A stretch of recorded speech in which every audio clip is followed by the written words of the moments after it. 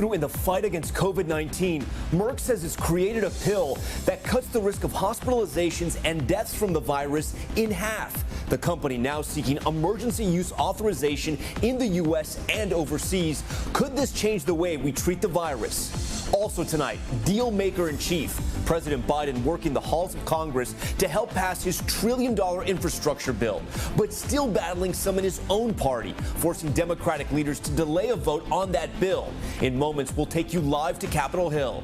Deadly shootout, police body and dash cam video capturing the moment a suspect opens fire on police during a traffic stop. One officer struck the moment he told his partner, "Please don't let me die."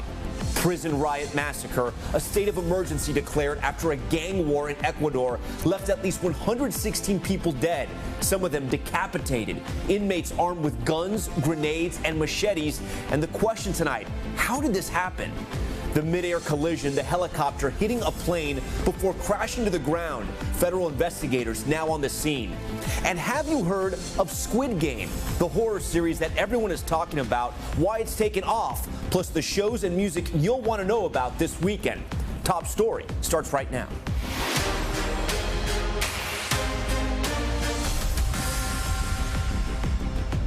And good evening, I'm Tom Llamas. We begin Top Story tonight with a potential breakthrough in the fight against COVID-19.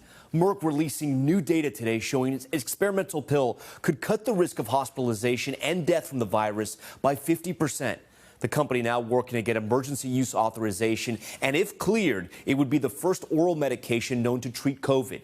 The U.S. has already committed to buying nearly 2 million doses if it's authorized.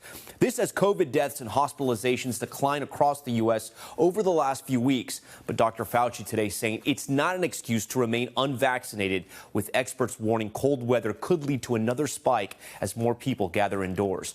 We're also tracking more vaccine mandates taking effect across the country. California Governor Gavin Newsom today announcing COVID-19 vaccines will be required for school children once they receive full FDA approval. It's the first such mandate like that in the U.S. And tonight, Supreme Court Justice Sonia Sotomayor denying a request from some New York teachers to block vaccine mandates. Let's get right to NBC's Gabe Gutierrez. A COVID treatment in pill form, the first of its kind. Merck with new data out today showing its antiviral drug, taken twice a day for 5 days when symptoms begin, cuts the risk of hospitalization and death in half. This is a phenomenal result. I mean, this is a profound game changer to have an oral pill that had this kind of effect. Merck says it's seeking emergency use authorization as soon as possible. The federal government has already contracted to buy 1.7 million doses. We always hesitate to make any timelines. The experimental pill is being compared to Tamiflu, which is supposed to be taken within 2 days of flu symptoms. Still, the new drug has only been tested on unvaccinated people, so more studies are needed. If approved, I think the right way to think about this is a potential additional tool in our toolbox to protect people from the worst outcomes of COVID. Vaccines, experts say, are still the best tool. And with that in mind, today California Governor Gavin Newsom announced that the COVID vaccines, once fully FDA approved for kids, will be required in all of the state's public and private schools, affecting nearly 7 million students, grades K through 12, the first such mandate in the nation. A U.S. Supreme Court justice has now denied New York City teachers' request to block their vaccine mandate. Meanwhile, the New York governor says 87% of the state's health care workers are now fully inoculated. Krista Michael from Rochester hasn't been and might soon be out of a job. I just don't want to take it right now. It's a personal choice that I feel in free America, I should have the ability to make the choice if and when I want to take it. Would you say that you got most of your information from online sources? Probably so. I've watched a lot of videos online from multiple doctors. Why would you trust those doctors and scientists over the FDA or the CDC? I don't really know how to answer that. I guess maybe I'm not there yet. Today, the CDC director would not say whether she thought we're seeing the last major wave of the pandemic. Still, nationwide, new cases and hospitalizations are both down about 15% since last week. Some positive news there we'll take on a Friday. Gabe Gutierrez joins us now from New York. And Gabe, I know you have some new reporting tonight on the timetable for the Moderna and Johnson & Johnson boosters. Yeah, that's exactly right, Tom. An FDA advisory panel just announced that it will meet on October 14th and 15th to discuss boosters for Moderna and Johnson & Johnson. It'll also discuss the possibility of mixing and matching vaccines, and later in the month, it's set to discuss the Pfizer vaccine for younger children. Tom? Gabe Gutierrez leading us off here on Top Story. We want to stay with COVID now. We have so many questions about this new drug. Dr. Uche Blackstock joins us now to help explain some things. Doctor, the U.S. government has purchased 1.7 million courses of Merck's new drug at a cost of $700 per patient. That sounds expensive, but how does that cost of treatment compare to what it would take to treat someone with COVID? Well, Tom, thank you so much for having me on tonight. You know, the cost of hospitalization for COVID patients can range. Some of the sickest patients end up being there for weeks. It could be on the order of tens of thousands to hundreds of thousands of dollars per patient. So this one pill that costs $700 for a course will make a significant impact on decreasing the cost of hospitalization.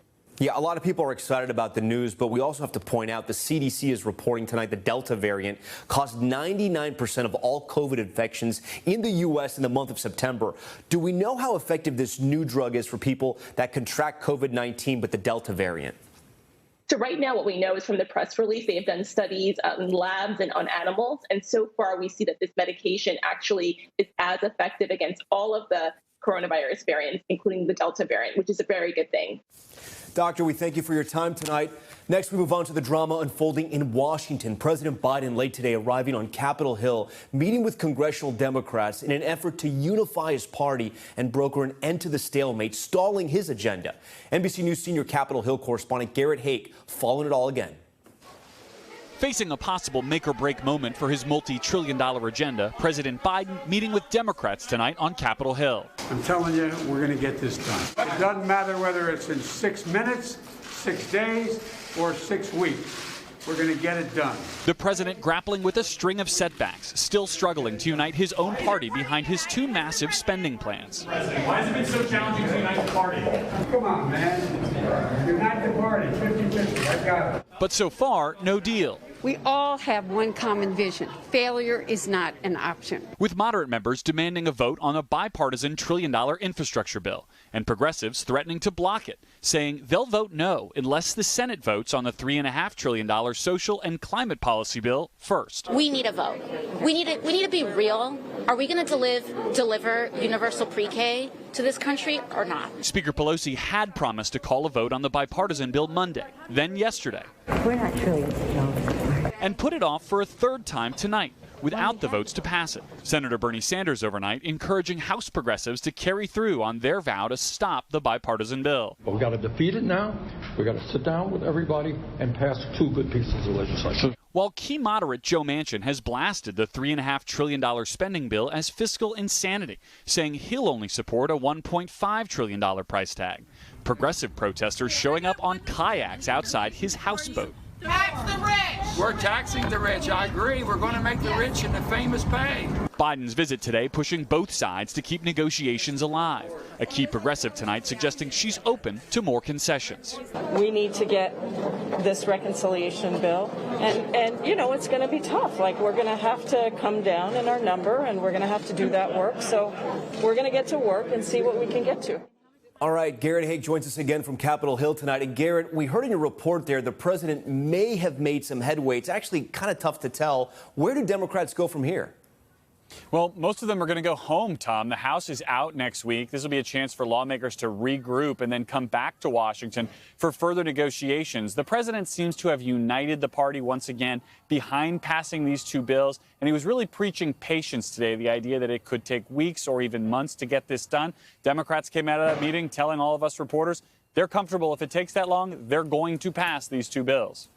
All right, we will have to wait and see, Garrett. We thank you for your reporting all week. That stalled $1 trillion infrastructure bill, of course, a major cornerstone of President Biden's agenda, along with the $3.5 trillion social and climate safety net sitting there in the Senate. So let's get right to NBC News White House correspondent Kelly O'Donnell. Kelly, the president had largely stayed out of sight all week. You know, we had talked about this over the days. He was sort of doing the backroom negotiations from the White House.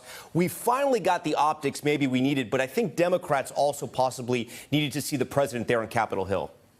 What we're hearing, Tom, is that Democrats wanted that personal connection and wanted the president to be actively involved in ways that they could see, not just working the phone. So going to the Hill today gave him a chance to also reset expectations, really delivering a message, we're told by White House advisors, that the price tag for the larger of the two packages, the one that was originally set at $3.5 trillion, he reset expectations for that, saying it really needs to be in a range of $1.9 to $2.3 trillion. That is a big setback for progressives. It's more than some moderates wanted to spend, and so that's the nature of compromise. So the president trying to deliver the message that even in that $2 trillion neighborhood, that he believes that that would deliver a great deal for the country, for the American people, and deliver on his promises. So a personal touch, a personal visit. We have been told by White House officials to expect the president to engage in perhaps some Q&A with House Democrats. That did not happen. Instead, he made his pitch. He set the terms of what he hopes to happen, and then he came back to the White House. Tom? All right, Kelly O for us again tonight. Kelly, we appreciate that. Next, we want to turn out a new video of Gabby Petito as police continue to search for Brian Laundrie. More footage released from Utah police shows the distraught 22-year-old detailing a physical fight she had with Laundrie, the incident just a month before she was reported missing. Here's NBC's Katie Beck. Are you guys living out of the van right now? Newly released video paints a disturbing picture. We want to know the truth if he actually hit you. Brian Laundrie and Gabby Petito facing questions from Moab police after an argument turned physical on August 12th. I guess, yeah, but I hit him first. Where did he hit you?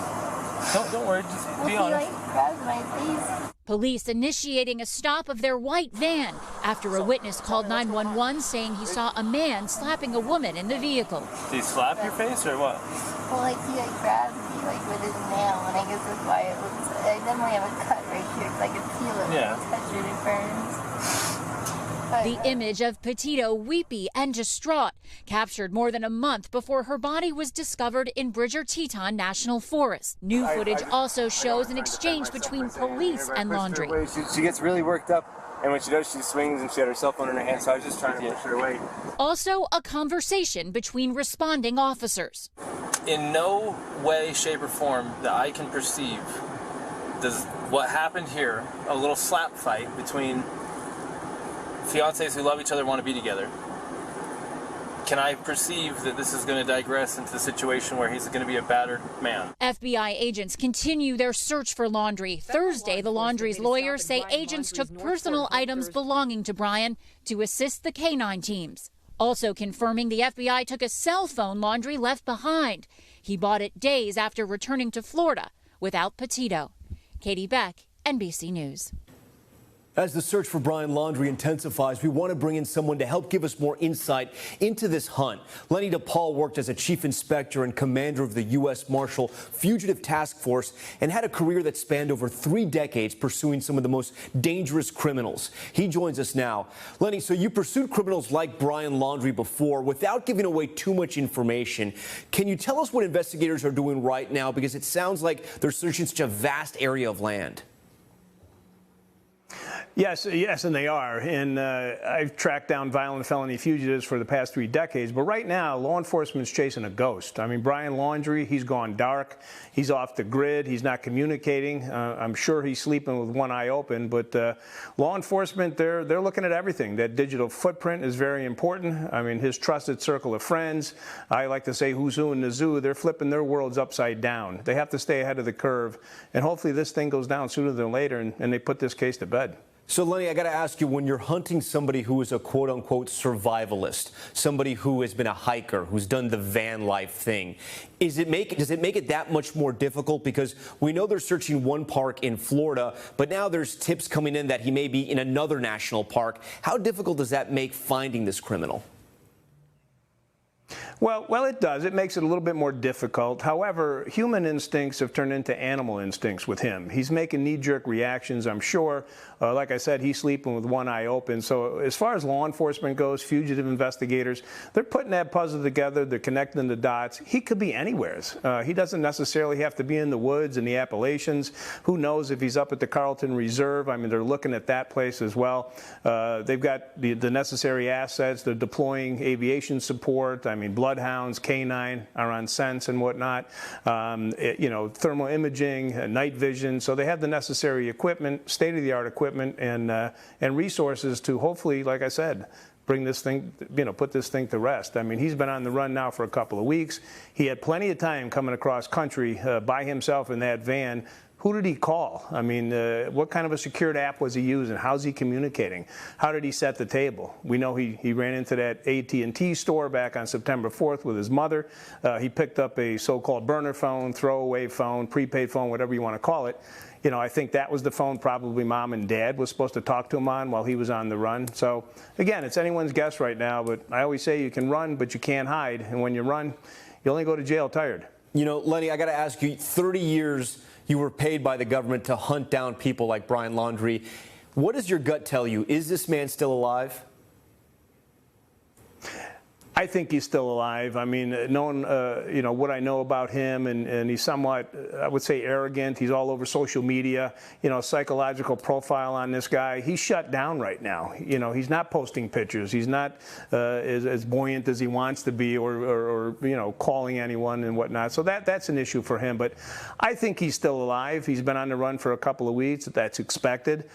Provisions are going to run out. The money trail. But again, his picture is plastered coast to coast. You guys are doing a great job. Social media is fired up. I mean, there's a reward out there, I think upwards of $200,000 for this guy. The streets talk. So again, what's his mindset once that news tightens up and they zero in on this guy? Is it suicide by cop? Is he just going to throw his hands up and give up? That's anyone's guess. But hopefully this thing goes down without incident. Former U.S. Marshal there, Lenny DePaul. Lenny, thank you for that. Next tonight, fall may be here, but hurricane season is still in full swing. Check out this new drone video going inside a hurricane. This is Hurricane Sam, a Monster 4 category storm in the Atlantic right now. It's expected to send life-threatening surf all the way to the East Coast. Because there's so much activity, we asked WNBC weather anchor Dave Price to give us the details. Hi, Tom. Let's take a look at what's going to be affecting our weather over the next several days. We have two storms currently in the Atlantic. Hurricane Sam, which we're looking at right here, and Tropical Storm Victor. That leaves only one named storm before we have to go to the alternative list. It's been a busy Atlantic storm season. Now, it doesn't look like Sam's going to be a problem for us at all as far as landfall. A cold front's going to push this thing further to the east, not affecting us, but it does hold on to some strength for a while. We do have a tropical storm warning around Bermuda, and rip currents are going to be certainly kicking up along the eastern seaboard. Now, as we move further inland and take a check of what's happening in areas in the southwest, we see some storms popping up in and around coastal Texas. This part of a low-pressure system sitting around a stationary front, just dumping a lot of rain. That's why we have flash flood watches posted all the way from Brownsville into and through Corpus Christi. So that's what's going on in this part of the country. Keep in mind, the central U.S., as we head through the weekend, is going to be on the soggy side. Anywhere from 1 to 3 inches of rain expected. That's a quick look at the weather, Tom. All right, a lot of rain out there, Dave. Thank you for that. Still much more ahead tonight. The deadly shootout caught on camera. A suspect shooting at police and officers returning fire, what police say sparked the deadly confrontation. Plus, the positive COVID test for Supreme Court Justice Brett Kavanaugh just days before all 9 justices were scheduled to meet in person for the first time. And the prison riot massacre in Ecuador, more than 100 inmates dead. The action from the country's president as authorities fear the bloodshed could continue. Stay with us.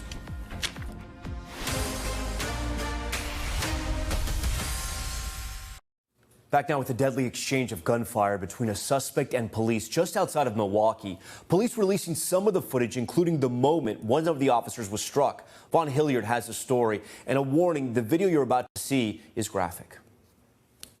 Horrific, newly released footage out of Milwaukee County shows a police account of an encounter, including disturbing exchange of gunfire that left a man dead and an officer critically wounded. Let me see that right hand! Ah, shots fired, shots fired, shots fired, shots fired! Please don't let me die. I'm begging you. The driver, 31-year-old Tyron Lamb. The video appears to show leading police on a high-speed chase after driving through a red light. After initially pulling over, Lamb took off. He avoided spike strips thrown into the road, evading police before flying full speed into an intersection, slamming into another car. 2 officers approach. Show me your hands! The video appears to show the officers yelling at Lamb to put up his hands 18 times. Get more squads here now. While distracted by a bystander, the officers yelling at her to back up. Back up! We're in pursuit! But then, police say, this happens. Put your hands up now! Let me see that right hand! The male officer is struck in the face and chest. Shots fired, shots fired, shots fired, shots fired! I'm hit! I'm hit! With his car door open, Lamb turns and then fires at the female officer. Just yards away, she scrambles. He then flees in the direction of the male officer who is already wounded. The two exchange gunfire within inches of each other. The injured officer can be heard pleading for his life. Please don't let me die. Sit down. Please don't let me die, okay? I'm hit in the hand, in the chest, in the face. Police did not release the entirety of their footage. Their reasoning, the case is still being investigated. But Lamb's mother, Nisha, insisting to NBC News Tonight that she wants it unedited and full tape to be released. Show the unedited version, not clipped versions of it.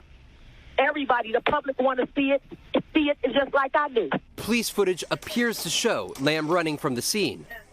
He's running! He's running!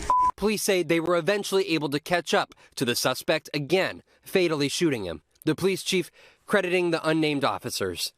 What you'll see in this video is the kind of dangers officers face every day. You will see their bravery, their heroism. All right, Vaughn Hillier joins us now in studio. So, Vaughn, we saw that very dramatic footage. I know you spoke with the suspect's mother, and there are still a lot of questions tonight because she says this is not the full story.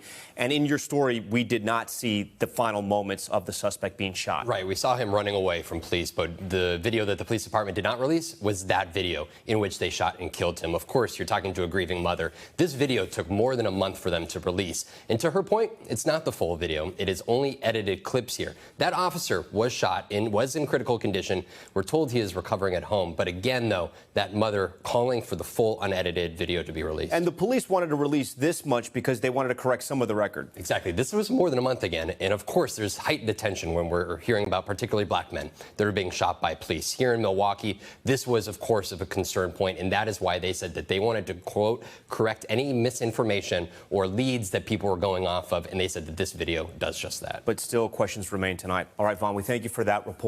When we come back, arson investigation, the suspect caught on surveillance camera throwing a Molotov cocktail into Democratic Party headquarters in Texas. The FBI now involved in what we've just learned about the suspect. And it's only October 1st, but you may want to buy those Halloween costumes. Why some of the most popular items this year will be hard to find. Stay with us.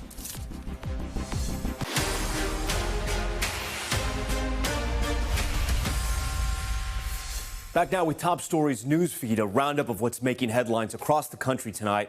And we begin with another school shooting, this one in Houston.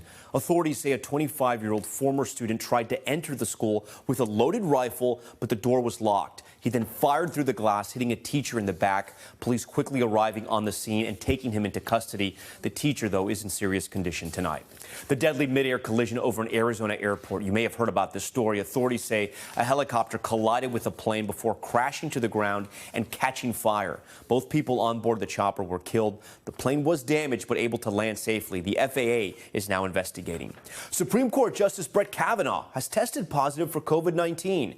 Kavanaugh, who was fully vaccinated, underwent a routine COVID test ahead of a ceremony for fellow Justice Amy Coney Barrett. If the results are confirmed, it would be the first known case on the high court, and it would mean Kavanaugh would miss the start of the new term on Monday. And a man has been charged for arson targeting a Democratic Party headquarters location in Austin. Take a look at this. Police say surveillance video shows 30-year-old Ryan Faircloth throwing a Molotov cocktail into the building. The fire quickly put out by employees of a neighboring business. The FBI joined local authorities in making the arrest. Police say a politically motivated threat was left at the scene. And that global supply chain shortage we've been telling you about may haunt this Halloween. Decorations, candy, and costumes all loaded up at ports around the U.S. But without enough truck drivers to deliver them to stores, experts say plan ahead because popular costumes will likely be hard to find. Home Depot says they've been selling out of some lawn decorations, get this, since August. And a lack of seasonal workers also leading to less pumpkins this year. All right, now to the Americas, a look at the stories from across the U.S. and Latin America. In Ecuador, the president has declared a state of emergency after one of the country's deadliest prison riots. Inmates in rival gangs using machetes and grenades. Nearly 120 people killed. Priscilla Thompson reports tonight on why these violent confrontations are becoming more common in the country. And a warning, some of these images are graphic. Tonight, many in Ecuador are still awaiting answers after the deadliest prison riot in the country's history. Officials say inmates fought with guns, bombs, chainsaws, and machetes, and that at least 5 of those dead were beheaded. Yo quiero el cuerpo de mi hermano. Lo quiero. Son 3 días. 3 días muerto. As family members shed tears outside the prison in Guayaquil, the bloodshed inside is now over. At least 118 people killed and 80 injured. Police regaining control overnight. State officials tweeting this photo of officers surrounding a group of inmates, most lying face down with their hands clasped behind their heads. Other images on social media providing a glimpse of the carnage, showing bodies riddled throughout the prison courtyard. Ecuador's former director of military intelligence, Mario Pazmiño, says corruption among prison officials is partly to blame. Les permiten ingresar armas, droga, munición, explosivo, prostitutas, jacuzzis. But the root of the problem is far more complex. The increase in violence fueled by gangs linked to international drug cartels, according to officials. Estas bandas nacionales comiencen a enfrentarse por el control territorial y el manejo de las rutas del narcotráfico. Ecuador sits between 2 of the world's largest cocaine producers, Peru and Colombia. In recent years, Ecuador's coastal shores and Pacific ports, coupled with developed roads, have become crucial routes for drug cartels as Colombia cracks down on cocaine trafficking. This week's brawl marks the second time in the past 2 months that the president has declared a state of emergency to quell the violence. La mejor forma de dejar una señal de temor y de control en un área es eliminando al adversario y causando también una impresión de devastamiento. Police say the death toll is likely to rise as they canvass the prison. Agonizing news for families outside, still desperate for answers. Okay, Priscilla Thompson joins us now. Priscilla, so many questions from watching your story. You spoke to that former head of military intelligence, and he was explaining how things work. But there's some things I just want to understand. How do they get things like grenades and prostitutes into the jail? Yeah, so he says that it's a matter of the police corruption and sort of the corruption going on within the system that is allowing these inmates to bring this in. And so the goal really is, what he says needs to happen is that it should be privatized and that the national government needs to step in, take over these prisons, privatizing them if necessary to root out that corruption at the administrative level. What happens next? We heard that woman there, her relative had died, her brother. She had not been able to get the body. More than 100 people have died. There's now a state of emergency. What's next? Well, folks who are outside of that prison waiting for answers say that officials have told them there's going to be a list coming out and they are going to be notified, but there are still a lot of unanswered questions. What we do know is that officials have now retaken control of the prison, and so we should begin to see those answers coming out. Okay, a wild story there in Guayaquil. Thank you so much, Priscilla, for that. Now to Top Stories Global Watch. It's a look at what's making headlines around the world and that volcanic eruption we've been following for weeks, now triggering 8 new earthquakes. Today on Spain's La Palma Island, a third fissure also blowing open, creating a fresh river of lava. Experts say it could join the main lava flow that has reached the Atlantic Ocean and is now releasing toxic gas. Australia is opening its borders for the first time in 18 months. The country has outlined plans to lift a pandemic travel ban for its vaccinated citizens in November. The Prime Minister is saying restrictions will be fully dropped when 80% of the population over 16 years old is fully vaccinated. No word on when they will welcome back international travelers. Next tonight, during the pandemic, the usage of online apps for gambling and investing skyrocketed. Trading app Robinhood shooting up 246% in just 1 year. CNBC's Melissa Lee looks at how this boom is affecting a whole host of younger users as part of her upcoming documentary, Generation Gamble. You start seeing how fast you can make money, so you want to keep making it. I'm just kind of hoping on it, almost as a lottery.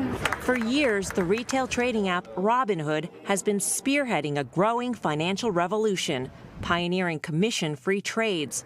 But Robinhood really took off during quarantine, when more than 10 million new users pounced on it. It was the first in a flurry of new financial apps that novice investors embraced. So I didn't expect to go into this making millions of dollars right off the bat. Julia Arpino was one of them.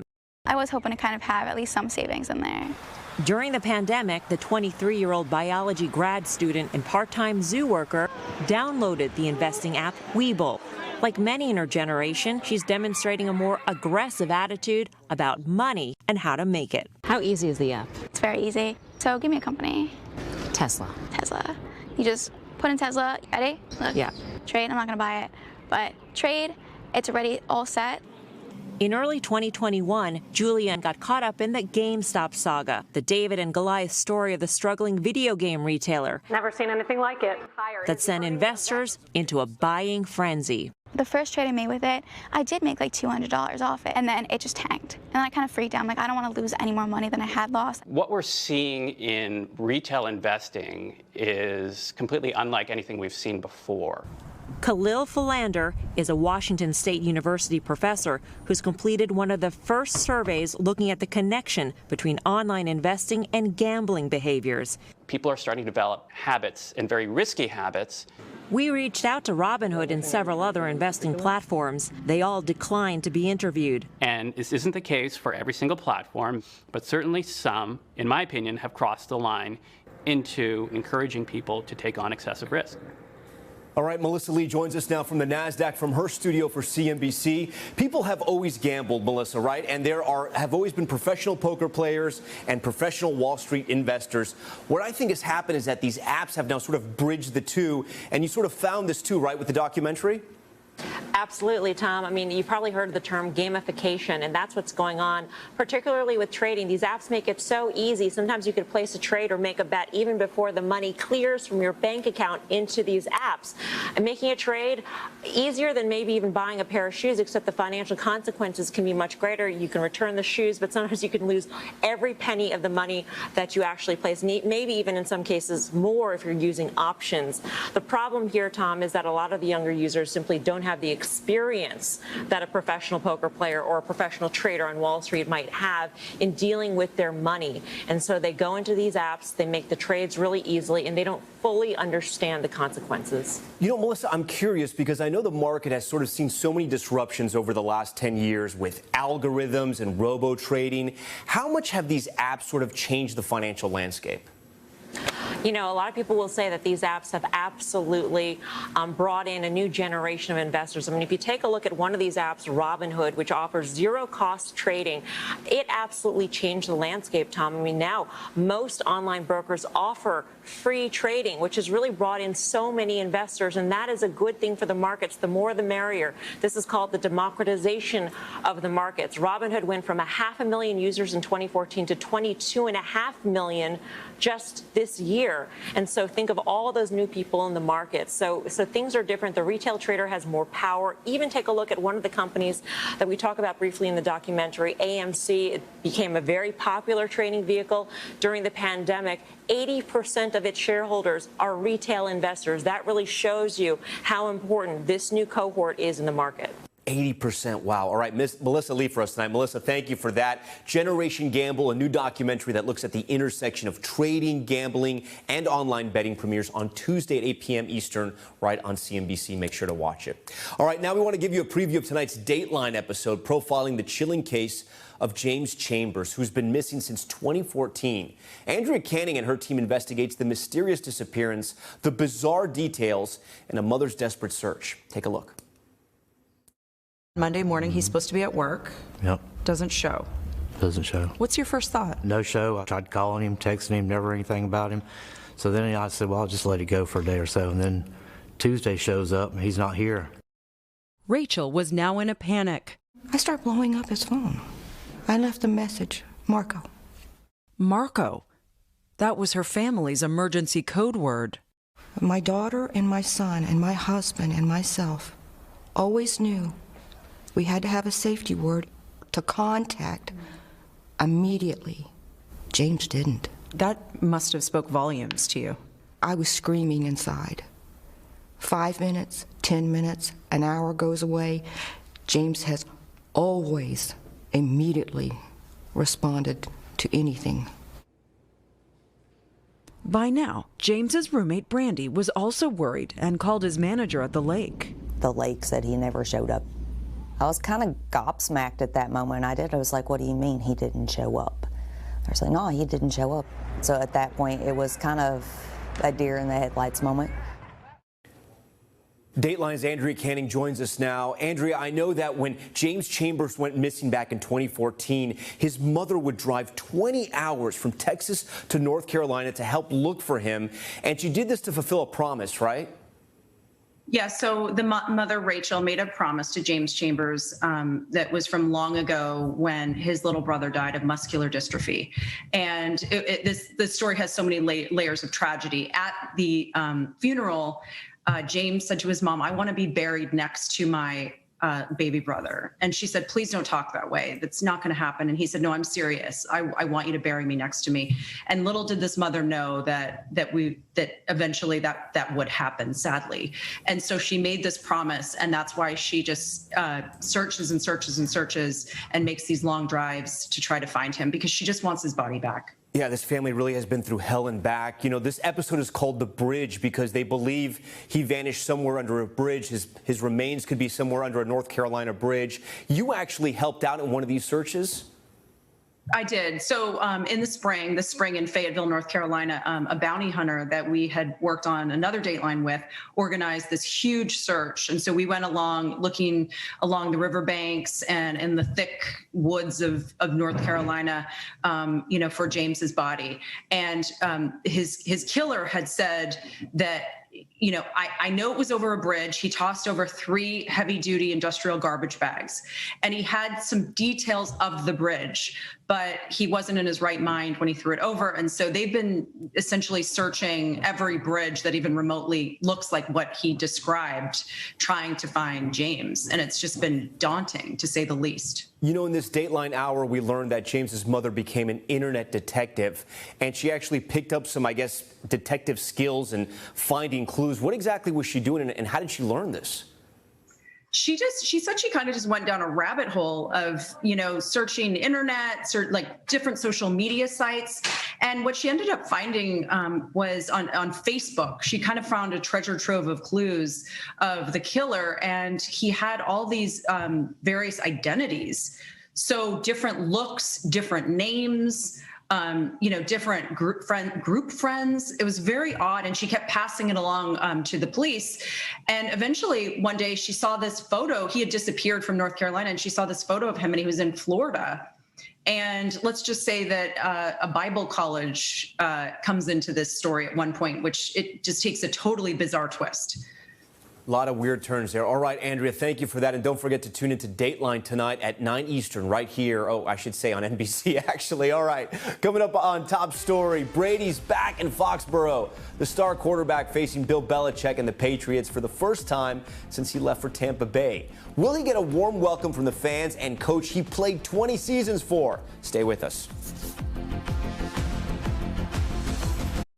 Now to one of the most anticipated matchups of the NFL season, Tom Brady versus Bill Belichick. Once a dynasty duo winning 6 Super Bowls together, now facing off for the first time. Brady coming home to Foxborough, playing in front of the fans who once called him their quarterback. Our preview tonight.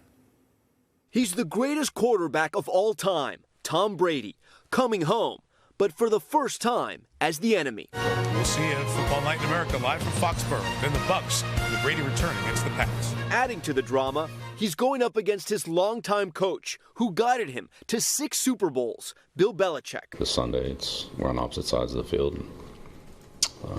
We're going to do all we can to not make them enjoy the night.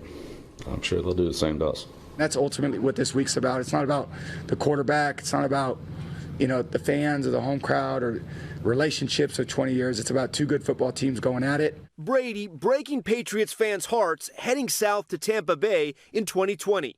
Compounding that heartbreak, winning a Super Bowl in his first season with the Bucs. I think we knew this was going to happen tonight, didn't we? Belichick finding life without Brady a little bit more rocky, finishing out of the playoffs for the first time in 11 years. This year not looking much better, starting out at 1-2. Belichick sounding like a coach, still missing a star. There's no quarterback I would rather have than Tom Brady, and I still feel that way. I was very lucky to have Tom as the quarterback to coach him, and he was as good as any coach could ever ask for. Brady, who's on the verge of breaking the all-time record for passing yards, has clearly moved on. I have nothing but incredible thoughts, memories, emotions towards all the kind of football experiences I've had, and that's obviously one that was the longest. And I still have a lot of great friends there, but they know I want to kick their butt this week, so they'll know exactly how I'm feeling once I'm out there. While Brady is 44, the time when most have hung up their cleats, he has hinted the misery of watching him win in a Tampa uniform may not go away for Patriot fans.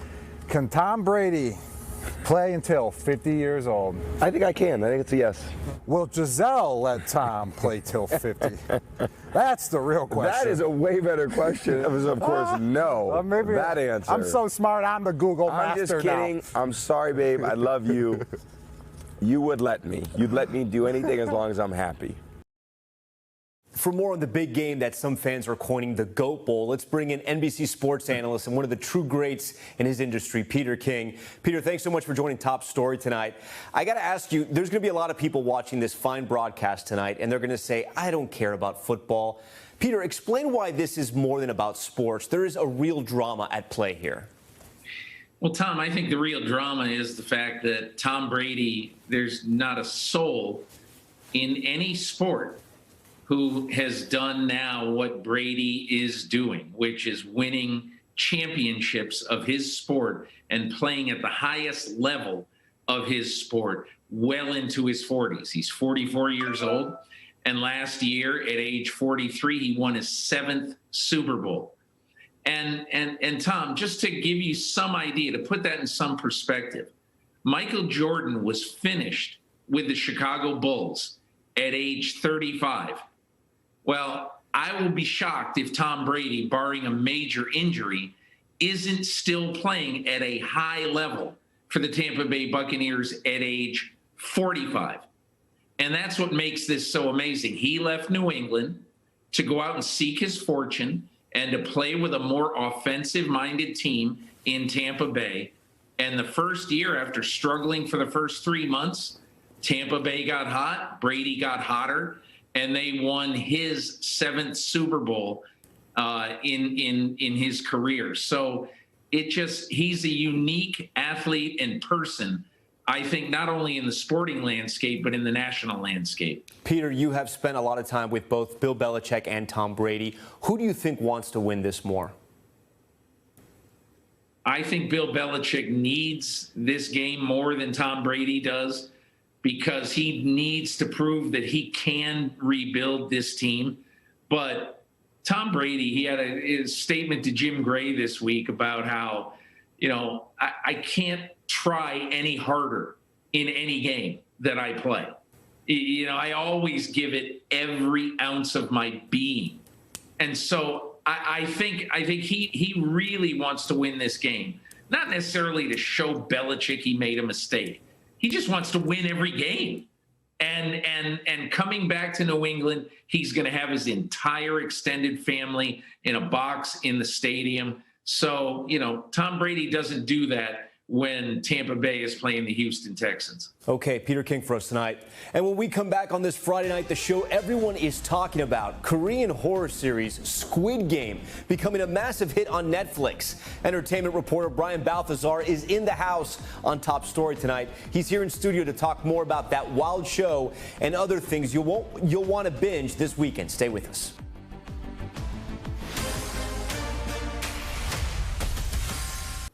Back now with Binge-worthy, our look at the best things to watch and listen to this weekend. At Top Story, we are taking care of you. And helping us out today is entertainment journalist and pop culture expert Brian Balthazar. Brian, great to have you on Top Story. Great to be here. Thank you. So talk to me about Squid Games. Everyone is talking about this show. I haven't seen it. I'm not sure I even understand it. Right. Okay, so it is the #1 series on Netflix right now. It is thrilling and suspenseful. It involves a group of money-challenged people who accept a challenge to play childish games like red light, green light, except the consequences of losing these games is deadly, okay? And so they discover just how deadly it is along the way, but they're in for tens of millions of dollars. And this was actually shot in South Korea, and it's dubbed into English, and you would think that would be, some people would want to watch it because of the dubbing.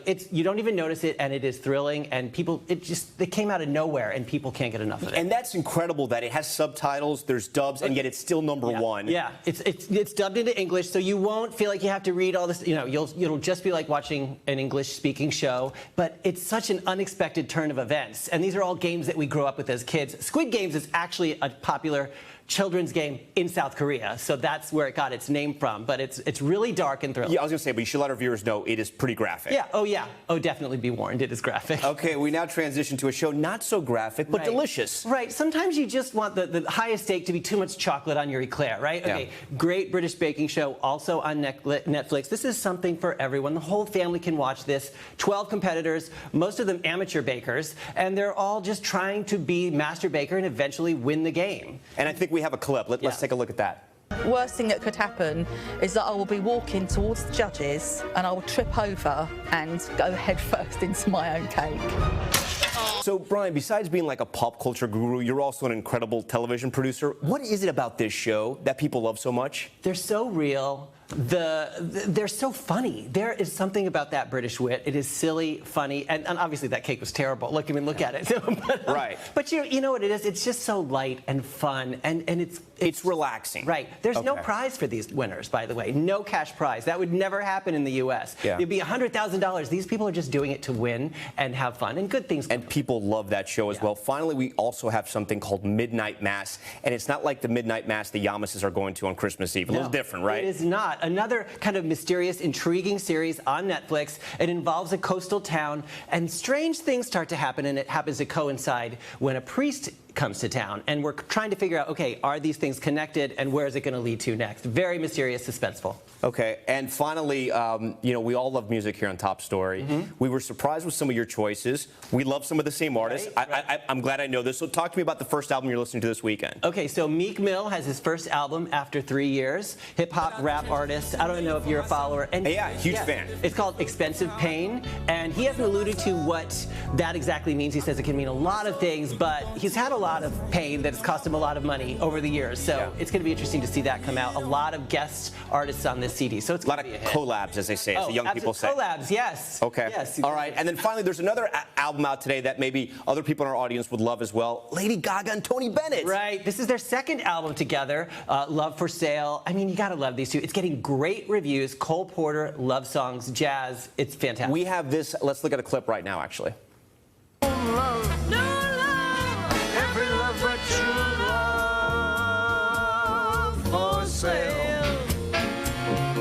Appetizing young love for sale. Love for sale, honey. If you want to buy her wares, follow me and climb the stairs. Love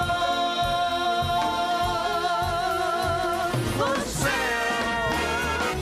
So great. If you love singing, if you love Lady Gaga, you're going to love this album. And you said you've actually been in the room with both of them at the same time? Yes, I was lucky enough to be in the room with them as they were rehearsing, getting ready to perform. And there is a genuine, loving, nurturing, caring relationship between the two of them. It totally shines through when you see them. Did they ask you to kind of partake in any singing? They did. Well, they wanted me to help with the costuming and obviously the vocal training. Yeah. Well, it's worked because they're doing really well. But there's also something poignant, real quick, about this album, right? Because of Tony Bennett, this will probably be his last album, maybe? He's obviously getting older and failing a little bit, but he still got it. Look at that. I mean, he still sounds fantastic. And it's probably maybe their last collaboration, but anything can happen. Brian Balthazar, we're not going to leave the house because you got us so good on Binge-worthy. So many great stuff to binge. I'll be here for you. I'll just stay under the desk. All right, Brian, we're going to see you again, I'm sure, on Top Story. Thanks so much for being here. Thank you. And thank you for watching Top Story on this Friday. I'm Tom Llamas in New York. Have a great weekend. Thanks for watching us all week. Good night.